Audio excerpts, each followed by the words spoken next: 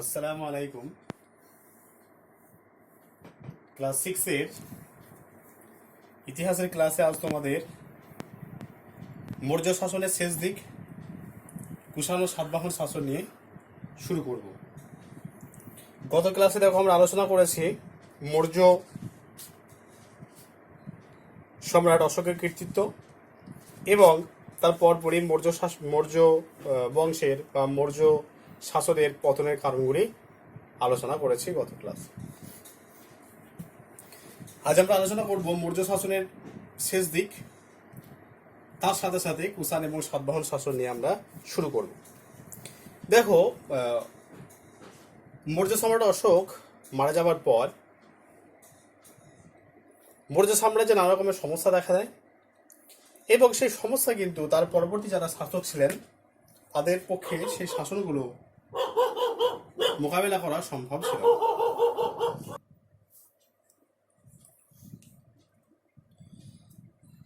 সম্রাট অশোকের পরবর্তীকালে যারা শাসক ছিলেন তারা অযোগ্য হওয়ার কারণে আঞ্চলিক রাজ্যে যারা রাজা বা সীমান্তবর্তী অঞ্চলের যারা শাসক তারা কিন্তু স্বাধীনতা ঘোষণা করেছিলেন। সেই যারা মাথা চারা দিয়ে উঠেছিল বা যারা স্বাধীনতা ঘোষণা করেছিলেন তাদেরকে কিন্তু মোকাবিলা করা সেই সময় মৌর্য সম্রাটদের পক্ষে সম্ভব ছিল না। আবার এই সময় নানান বিদেশি জাতি ভারতে আসতে শুরু করেছিল। এরকম পরিস্থিতি জটিল আকার ধারণ করেছিল এবং সেই জটিল আকার ধারণ করেছিল সেই জটিল আকার থেকে বেরিয়ে আসা কিন্তু মৌর্য সম্রাটদের পক্ষে সম্ভব ছিল না। ঠিক এইরকম পরিস্থিতিতে খ্রিস্টপূর্ব 187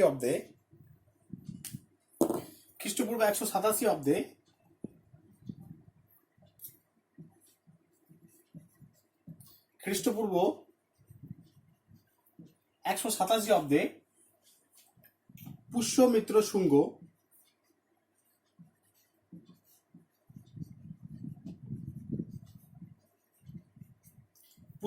শুঙ্গ শেষ মৌর্য সম্রাট বৃহদ্রথকে সরিয়ে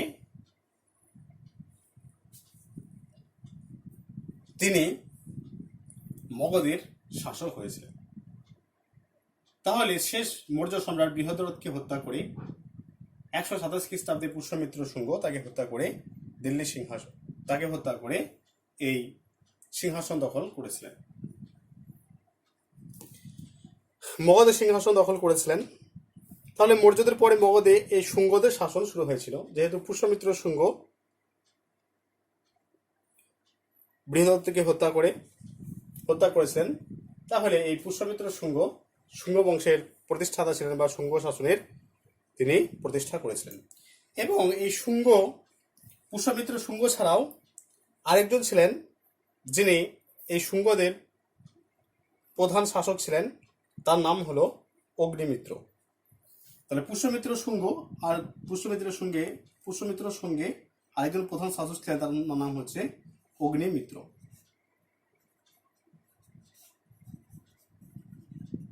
এই দুজন ছিলেন এই শুঙ্গ বংশের উল্লেখযোগ্য শাসক।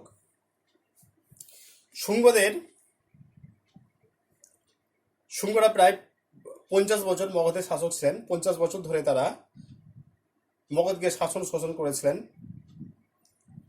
মগধের পরে কানহরা এই মগধের সিংহাসন দখল করেন। পরবর্তীকালে কুষাণ এবং সাতবাহন শাসকরা কিন্তু উত্তর পশ্চিম সীমান্ত অঞ্চলের যে রাজনৈতিক অবস্থা সেই রাজনৈতিক অবস্থা পরিবর্তন করেছিল এবং সেক্ষেত্রে কুষাণ এবং সাতবাহনরা গুরুত্বপূর্ণ ভূমিকা পালন করেছিলেন। এরপর আমরা কুষাণদের পরিচয় সম্পর্কে আমরা জানব। দেখো, এরপর আমরা জানব কুষাণ বংশ সম্পর্কে।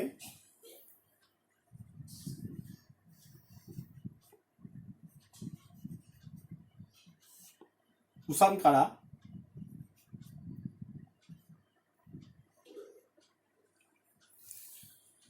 মধ্য এশিয়া থেকে কয়েকটি যাযাবর জাতি পশ্চিম দিকে চলে যায়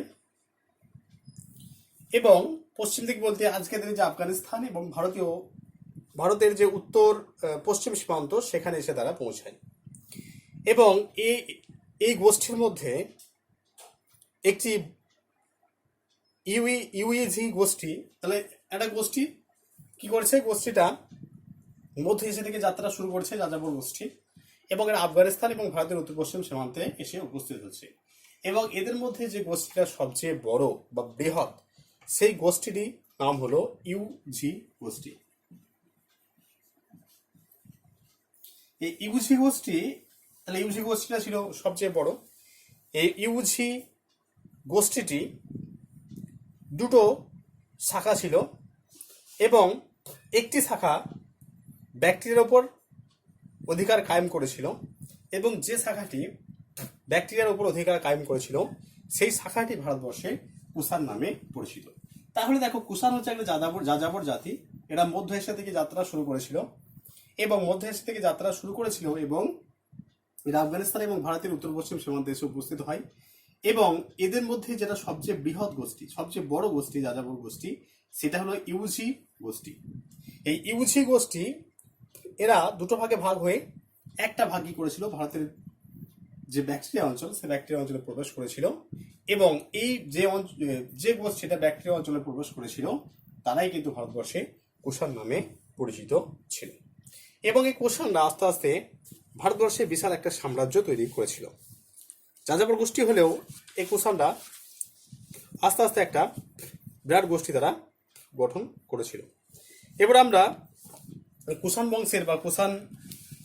বংশের উল্লেখযোগ্য যারা শাসক ছিলেন তাদের সম্পর্কে আমরা জানবো।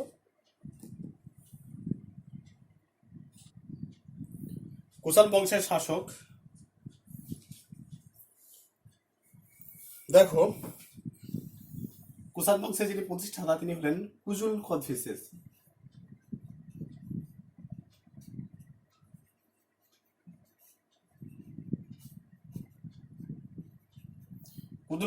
কুজুল কদফিসেস হলেন কুষাণ বংশের প্রতিষ্ঠাতা।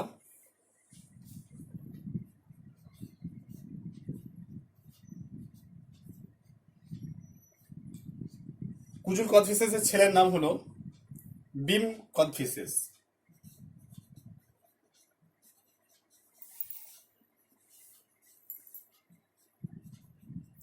কুজুল কদফিসেসের ছেলের নাম হলো বিম কদফিসেস।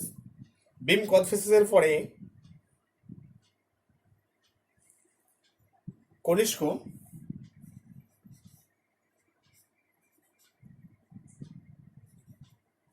শ্রেষ্ঠ শাসক কুষাণ বংশের। কনিষ্ক পরে আছে বাসিস্কো, হভিস্কো,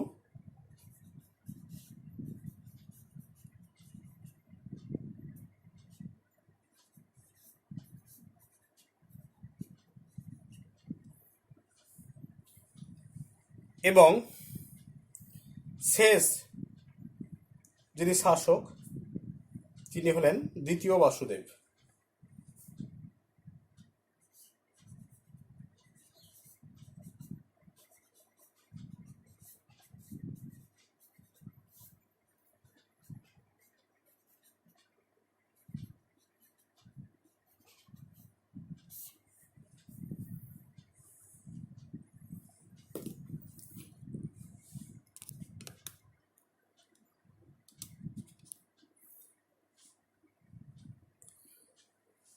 কুজুল কদফিসেস কুষাণ বংশের প্রতিষ্ঠাতা, বিম কদফিসেস, তারপর কনিষ্ক, বাসিস্কো, হভিস্কো এবং দ্বিতীয় বাসুদেব।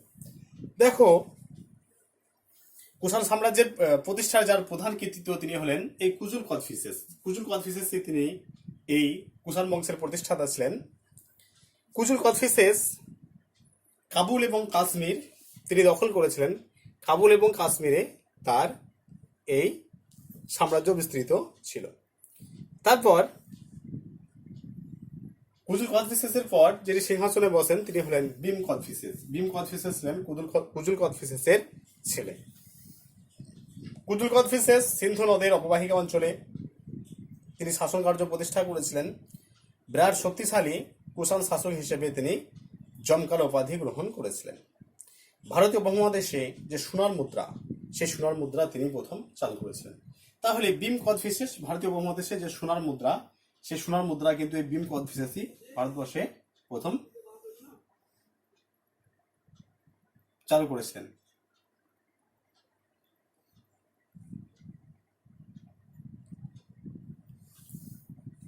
ভীম কোচটিসেসের পর ভীম কোচটিসেসের ছেলে কনিষ্ক সিংহাসনে বসেন এবং কনিষ্ক ছিলেন এই কুষাণ বংশের শ্রেষ্ঠ শাসক। কনিষ্ক ৭৮ খ্রিস্টাব্দে তিনি সিংহাসনে বসেন।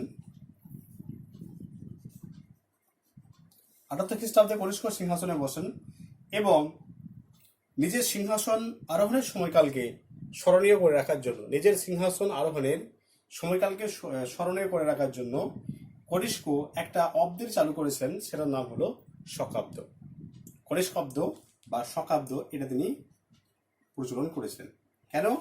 তিনি দেখো ৭৮ খ্রিস্টাব্দে সিংহাসনে বসেন, নিজের সিংহাসনের সময়কালটাকে স্মরণীয় করে রাখার জন্য তিনি ৭৮ খ্রিস্টাব্দে কি করেছিলেন, সিংহাসনে বসেছিলেন এবং এটাকে স্মরণ করে রাখার জন্য ৭৮ খ্রিস্টাব্দে তিনি একটা অব্দের সূচনা করেছিলেন, যেটার নাম হলো শকাব্দ বা কনিষ্কাব্দ। এরপর আমরা কনিষ্ক সম্পর্কে জানবো। দেখো, এরপর আমরা আলোচনা করব কুষাণ বংশের শ্রেষ্ঠ সম্রাট কনিষ্ক সম্পর্কে। কুষাণ বংশের শ্রেষ্ঠ সম্রাট ছিলেন কনিষ্ক। এই কনিষ্ক ৭৮ খ্রিস্টাব্দে তিনি সিংহাসনে বসেন এবং নিজের সিংহাসন আরোহণের সময়কালকে স্মরণীয় করে রাখার জন্য তিনি ৭৮ খ্রিস্টাব্দে শকাব্দের প্রচলন করেন।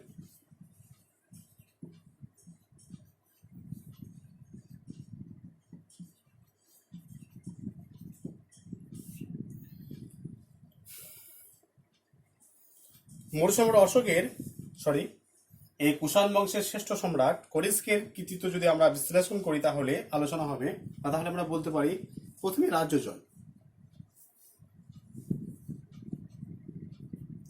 রাজ্য জয়, দেখো কনিষ্ক সিংহাসনে আরোহণের পরপরই ভারত এবং ভারতের বাইরে তিনি সাম্রাজ্য বিস্তার করেছিলেন। ভারতের যে সমস্ত জায়গায় তার সাম্রাজ্য বিস্তৃত ছিল, তার মধ্যে অন্যতম হলো কাশ্মীর থেকে বিন্ধ্য পর্বত, উত্তরে কাশ্মীর থেকে দক্ষিণে বিন্ধ্য পর্বত এবং পূর্বে বিহার থেকে পশ্চিমে সিন্ধু নদ পর্যন্ত।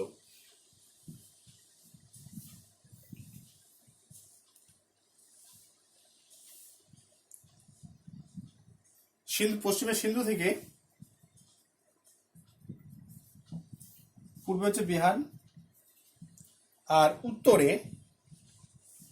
কাশ্মীর থেকে দক্ষিণে বিন্ধ্য পর্বত।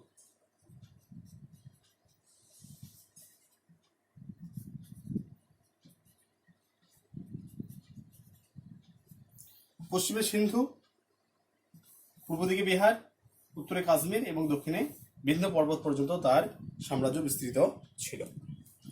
ভারতের বাইরে তিনি যে সমস্ত জায়গায় তার সাম্রাজ্য বিস্তার করেছিলেন, তার মধ্যে অন্যতম হলো পামির মালভূমি, অক্ষ নদী তীরবর্তী এলাকা, কাবুল, কান্দাহার, সিস্তান, বেলুচিস্তান, এই সমস্ত সাম্রাজ্যগুলো তিনি জয় করেছিলেন এবং নিজের সাম্রাজ্যভুক্ত করেছিলেন। তাহলে কুষাণ সম্রাট কনিষ্কের রাজ্য জয় বা রাজ্য সীমা শুধুমাত্র ভারতের মধ্যে বিস্তৃত ছিল না, ভারতের বাইরেও বিস্তীর্ণ অঞ্চলে তার রাজ্য সীমা ছড়িয়ে পড়েছিল।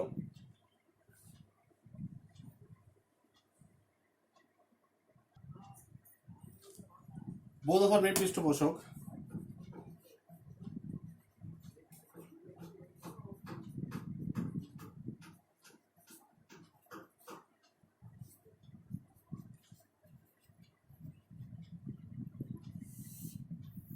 বৌদ্ধ ধর্মের পৃষ্ঠপোষক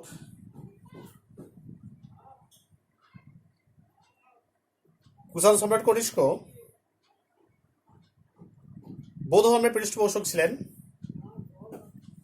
তিনি বহু বৌদ্ধ মঠ সংস্কার করেছিলেন এবং অনেক নতুন মঠ তিনি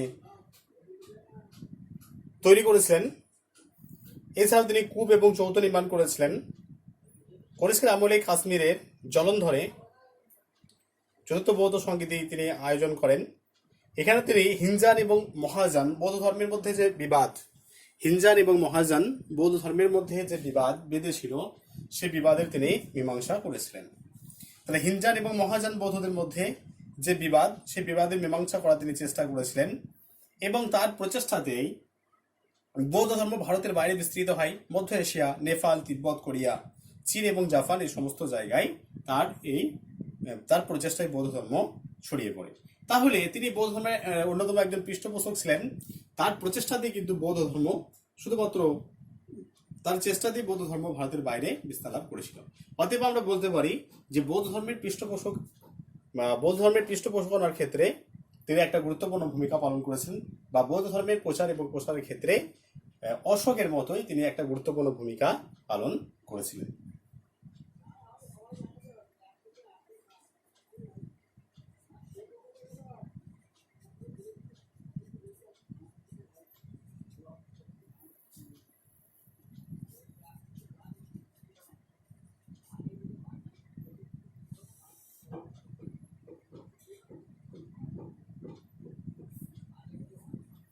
শিল্পের বিকাশ।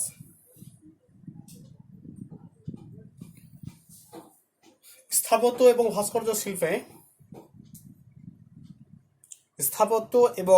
ভাস্কর্য শিল্পে কনিষ্কের রাজত্বকাল ছিল উল্লেখযোগ্য।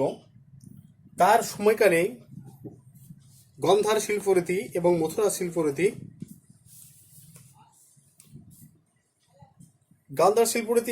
শিল্পরীতি এই দুই শিল্পরীতির আবির্ভাব হয়। বৌদ্ধ বিহার নির্মাণের ক্ষেত্রে তিনি গান্ধার শিল্পরীতি এবং মথুরা শিল্পরীতিকে ব্যবহার করেন। গান্ধার শিল্পরীতি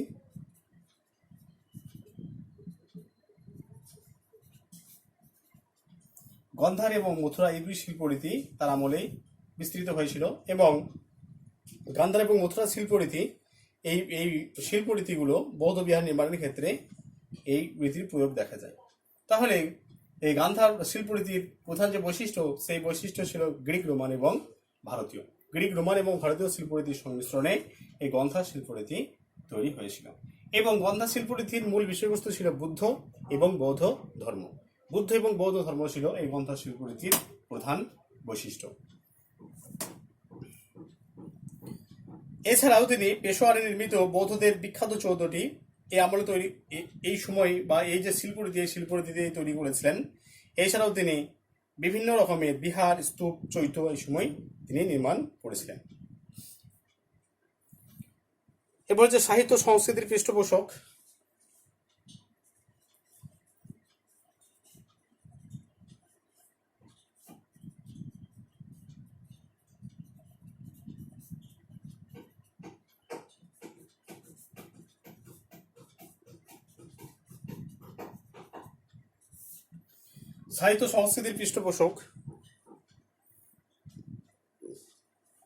কনিষ্ক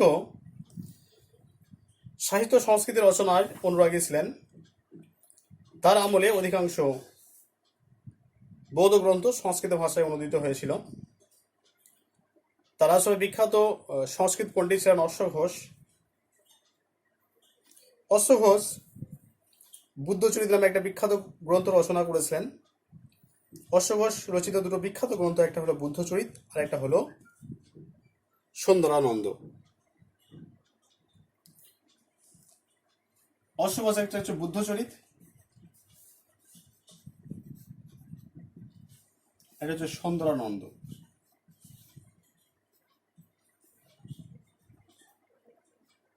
এই দুটো গ্রন্থ অশ্বঘোষ রচনা করেছিলেন। এবং অশ্বঘোষ ছিলেন কবি, দার্শনিক এবং নাট্যকার। নাগার্জুন বৌদ্ধ মহাযান গ্রন্থের মতবাদের ব্যাখ্যা গ্রন্থ প্রজ্ঞা পারমিতা সূত্র রচনা করেছিলেন। কনিষ্কের আমলে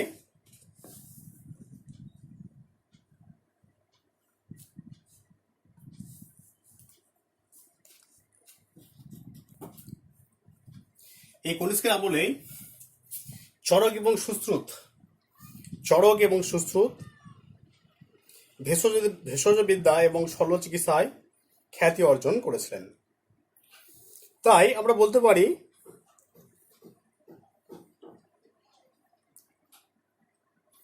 যে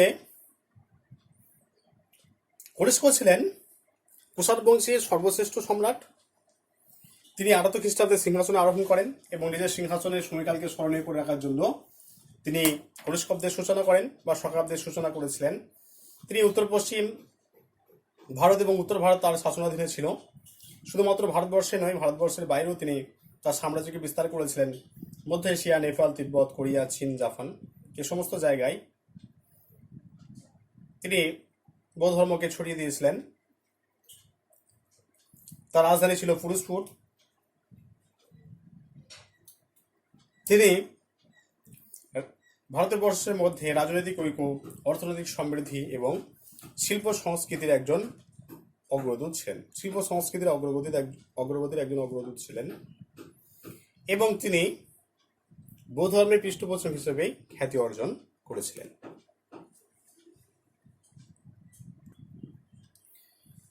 কুষাণ সম্রাট কনিষ্ককে দ্বিতীয় অশোক বলা হয়। কেন বলা হয় না, কুষাণ সম্রাট কনিষ্ক মৌর্য সম্রাট অশোকের মতোই বৌদ্ধ ধর্ম প্রচারে গুরুত্বপূর্ণ ভূমিকা পালন করেছিলেন।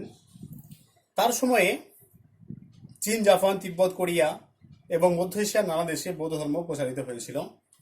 এই জন্য ঐতিহাসিক ভিনসেন্ট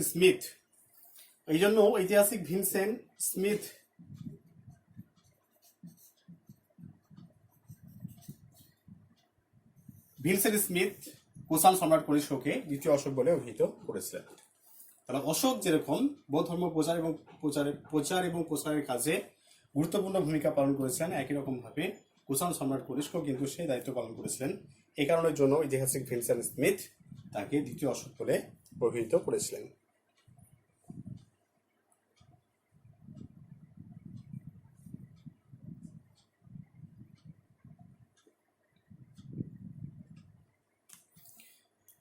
আজ তোমাদের মৌর্য শাসনের শেষ দিক আর কুষাণ এই দুটো নিয়ে আলোচনা করা হলো। মৌর্য শাসনের শেষ দিক, কুষাণ এই দুটো নিয়ে আলোচনা করা হলো। পরের ক্লাসে আমরা এই সাতবাহন শাসন নিয়ে আমরা আলোচনা করব। তাহলে আজ দুটো জিনিস নিয়ে আলোচনা করা হলো।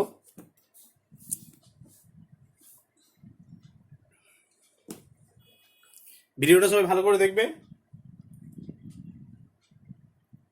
যদি কিছু অসুবিধা হয় অবশ্যই আমাকে জানাবেন।